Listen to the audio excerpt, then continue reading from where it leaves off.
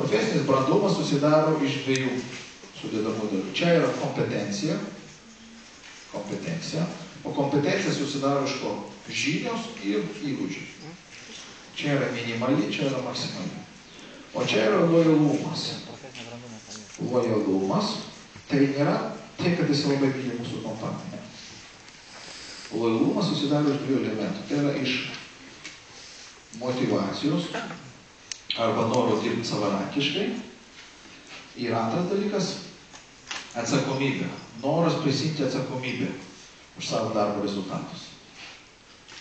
Tokiu būdu žmogus bet kurioje darbo vietoje pereina 4 stadijas.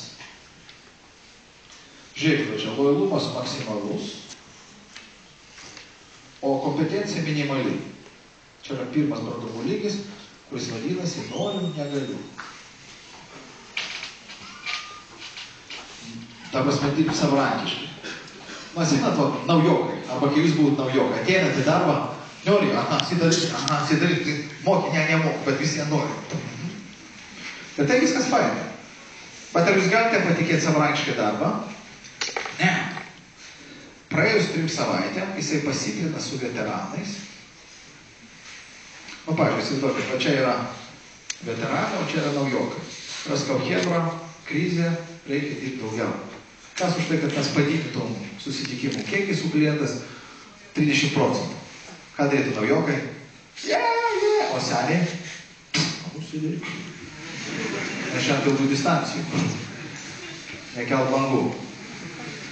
Ir va šitas žmogus pasitrynė su veteranas, labai greitai pereina į stadiją, negaliu ir jau nebenoriu dirbti savarankiškai. Tik motyvacija dings. Pasirodo, kad ne viskas taip gražu, kaip norėjau, pasirodo, čia prikabino man makaronų. Ir dar įdomiausia, žiūrėkit, va čia jisai angeliukas. Šypsosi toksai geras, sparnelė. O čia padaro pirmas šunybės. Kažko nepadaro, kažko neužpildo čia. Ir pas jį atsiranda kas? Sąžinės graužatys. Arba sąžinės likučių graužatys. Ir ką daro tokiu atveju žmogus?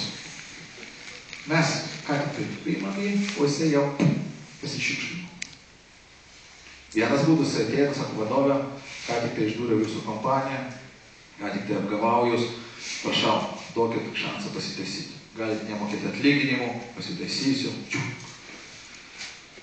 Duokit šansą. Gražu? Filmams. Ne?